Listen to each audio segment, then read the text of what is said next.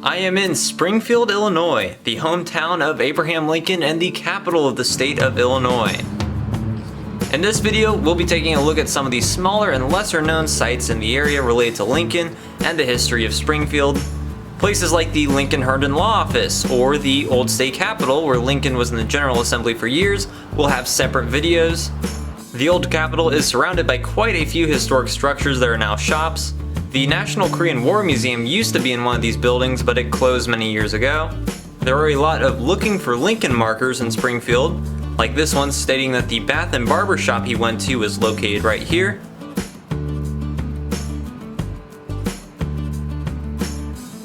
One little known Lincoln relic, known as the Lincoln Ledger, is usually on display inside the Chase Bank. The record of Lincoln's bank account, which he opened in 1853, is usually displayed in a very prominent box in the lobby. I went in and it wasn't there. An employee told me that it's not on display for the time being, so that's very disappointing not to see Lincoln's financial record. During the bleak days of late November, there are not a lot of people in downtown Springfield. It is very desolate. Route 66 does run through Springfield, and I have a separate video on some Route 66 history and eateries here in Springfield. There is the current Illinois State Capitol, a fantastic building, and I have a separate video on that.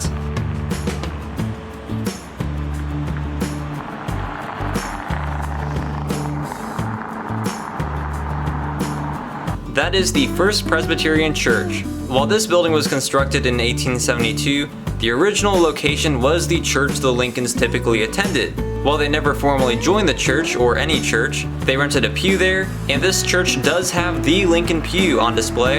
However, I was not able to get a hold of anyone, and I wasn't able to get access inside to see it.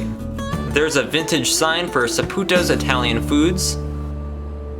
That is the Great Western Depot, also known as the Lincoln Depot. It was built by the Great Western Railroad in 1852, and the Wabash Railroad also operated it for a while. It is where, on the morning of February 11th of 1861, Lincoln bade farewell to the citizens of Springfield for his journey to the White House at Washington, D.C.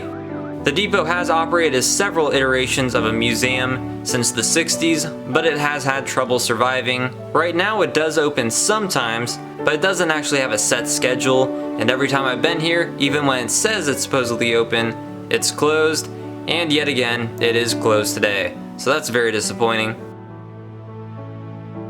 Regardless, it was right out here along these railroad tracks where thousands of people gathered to see Lincoln off to the presidency. He shook hands with people inside the depot for a while, then headed out to this platform when the train pulled in. Before he departed, he spoke from the rear balcony of the train and said, quote, "My friends, no one, not in my situation, can appreciate the feeling of sadness at this parting.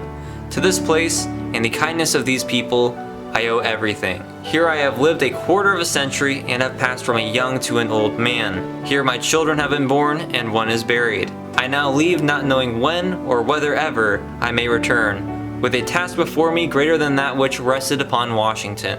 He ended by saying, "I bid you an affectionate farewell." Sadly, he was never to return to his hometown of Springfield alive. He arrived in 1865 with a funeral cortege at a different station, which we'll see later. Many of these sites and museums downtown are located within very close proximity, which is convenient when taking a day to see all the Lincoln sites. Just a block away from the Lincoln home is Lulu's Diner.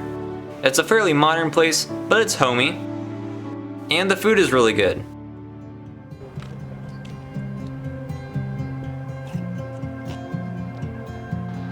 This is the Elijah Iles House.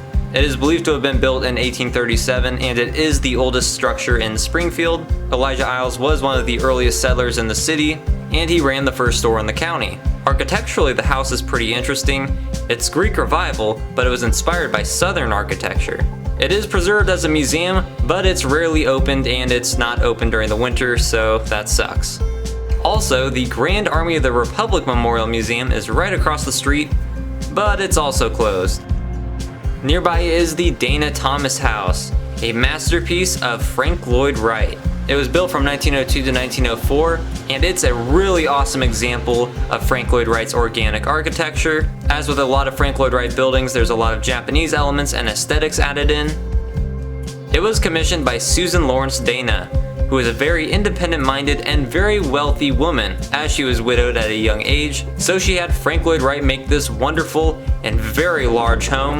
It is preserved and operated by the state, and while it is open today, I found out they do not allow photography inside, so I decided not to take the tour. I would love to go in there and make a video, so to the management of the Dana Thomas House, please change your photography policy. That is the Wyndham City Center, the tallest building in Springfield at 352 feet. This was the site of the Simeon Francis home. He was a popular Whig political commentator in the newspaper who Lincoln knew well. That is a statue of Lincoln right by the 1896 Union Station. This is all part of the Abraham Lincoln Presidential Library and Museum, which is awesome, and I have a separate video on that. Nearby there is an Abe Lincoln pixel mural, a depiction of young Lincoln in the woods with a unique pixel pointillism style. Here's a view of the skyline of the booming metropolis of Springfield, Illinois. Out in a more residential district is Edwards Place, one of the oldest homes in Springfield, and it was the home of the lawyer Benjamin Edwards. The home was begun in 1833 and has been expanded many times into this beautiful Italianate home. Edwards Place was a political center of Springfield, which meant that Abraham Lincoln and many other historical figures have spent time here. Lincoln gave a speech from a second-story window once, and Stephen Douglas had a rally here. Edwards was more of a Douglas supporter, and he tried to produce a Copperhead Constitution during the Civil War. They do have the Lincoln courting couch inside. It's a couch from the no longer standing home of Benjamin's father, Ninian Edwards, who was married to Mary Todd's sister, Elizabeth. That is the home where Lincoln and Mary Todd first became acquainted with each other, and they often sat on that sofa. You can see it sometimes, as Edwards Place is preserved as a museum owned by the Springfield Art Association, and sadly I wasn't able to arrange a tour. No one was picking up the phone here, so we can't go in here either. Here's another local restaurant I found, Cook's Spice Rack and Chili. They have some interesting items by the entrance. This is one of those places you can tell that really only locals know about and go to, but even as an out-of-towner, I greatly enjoyed this place. Food's very good. I'm now several miles outside Springfield at Camp Butler National Cemetery. The camp was established in 1861, and actually Brigadier General William Tecumseh Sherman was sent here to scout out this location for a training camp near Springfield. This site ended up becoming the second largest Civil War training facility in Illinois. Here's a whole group of unknown Union veterans. Wow, it's quite a few. Their names are lost to history, so on their markers they're numbered, basically.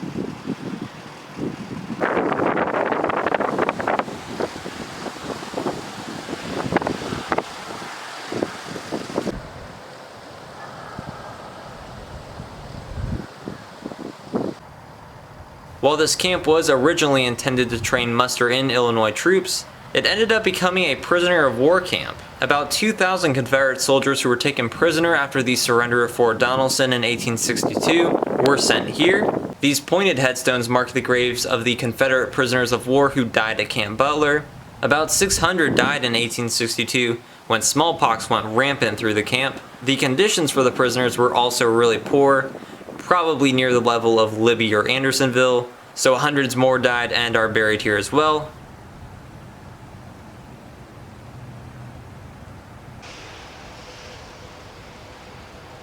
These guys got some larger markers from the Spanish-American War.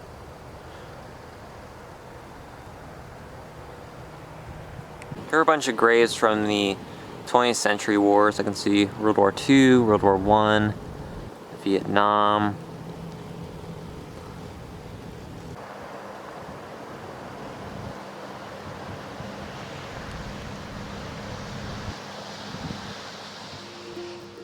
I'm now taking a little excursion southeast of Springfield, first to the town of Rochester, Illinois. In 1842, the little-known circuit lawyer Abraham Lincoln happened to be at the inn here when former President Martin Van Buren was heading through town. He got bogged down by mud and decided to stay at the inn that evening. Abraham Lincoln and Martin Van Buren met, and Van Buren found Mr. Lincoln's stories very amusing, and 18 years later he ended up endorsing him for president. That's the Big Booty Water Tower.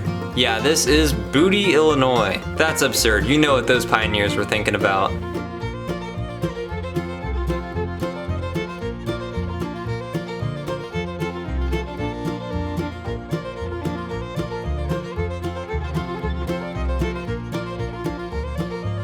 I'm now in Taylorville, Illinois, at the Romanesque Christian County Courthouse. Built in 1902 and made of Indiana limestone, Taylorville was a regular stop on Lincoln's Circuit, which is the reason behind this very unusual statue of Abraham Lincoln with a pig. As a twice-annual stop on the 8th Circuit, Lincoln used to practice law in a log courthouse that stood right here on the spot. The log courthouse had no foundation and was raised by blocks, so chickens, pigs, and other animals would sometimes congregate underneath it. One time when Lincoln was making an argument, the pigs were squealing so loud that the witty attorney asked the judge to issue a writ of quietus. While many courthouse lawns across America have Lincoln statues, this is the only Lincoln statue in the entire world that depicts him with a pig. God bless America. Taylorville has a wonderful example of a small Midwestern courthouse square with many late 19th and early 20th century commercial buildings. The Taylorville Cinema, which opened as the Frisnia Theater in 1946, is fantastic. There's a vintage drugstore sign.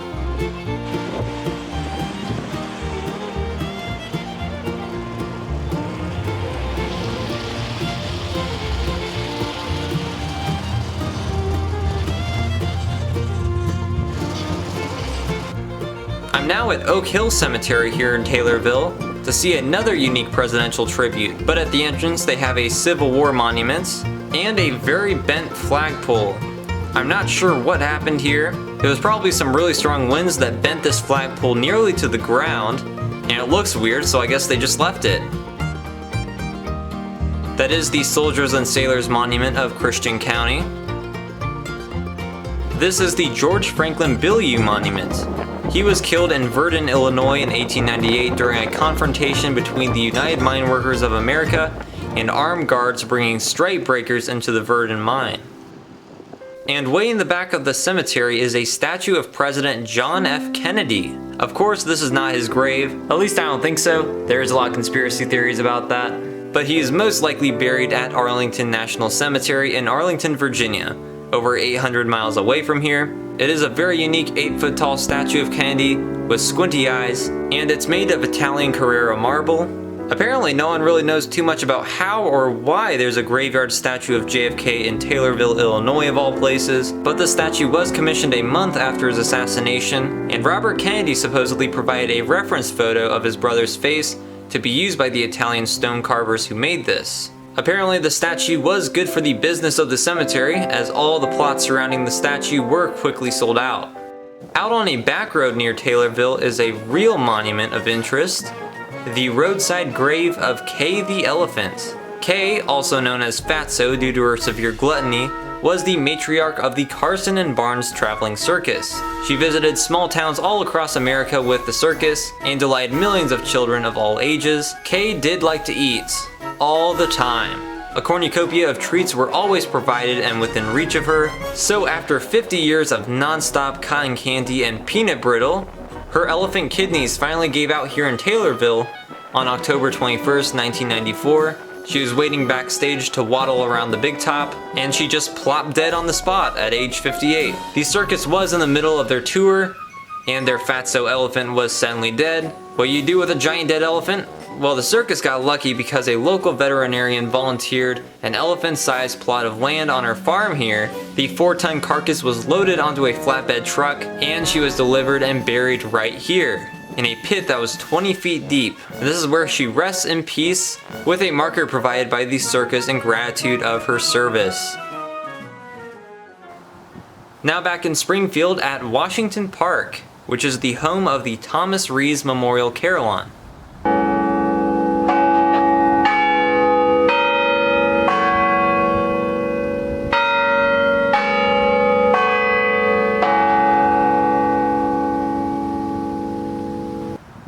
It is 132 feet tall, and it was dedicated in 1962. It was built from a trust fund bequeathed by Thomas Rees, a longtime local newspaper publisher. It is a freestanding brutalist carillon, which is pretty unique, and it has 67 bells up there. The park does claim it to be the world's largest carillon, but that's very much disputed and I don't believe it's true, but it is still one of the largest.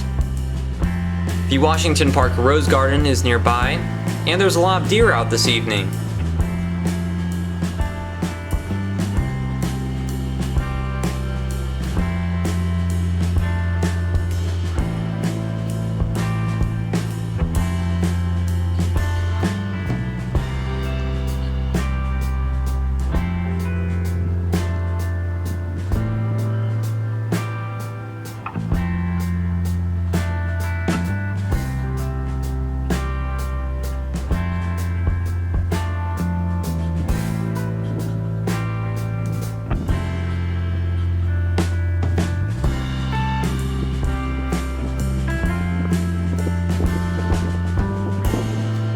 They also have a big pond nearby with lots of ducks.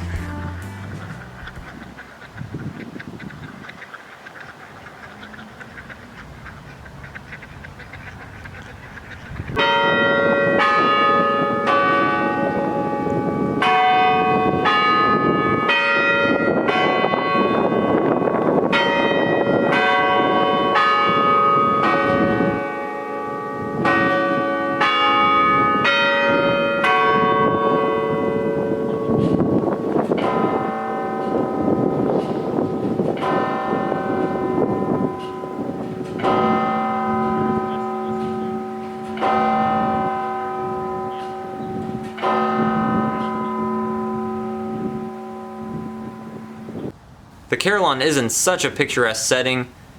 This is a very nice park.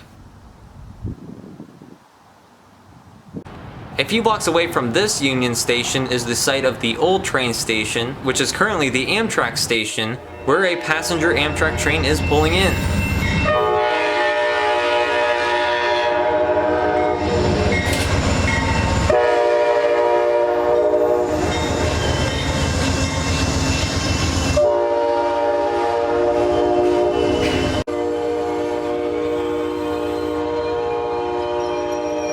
This station and these railroad tracks right here were the final stop of the Lincoln funeral train.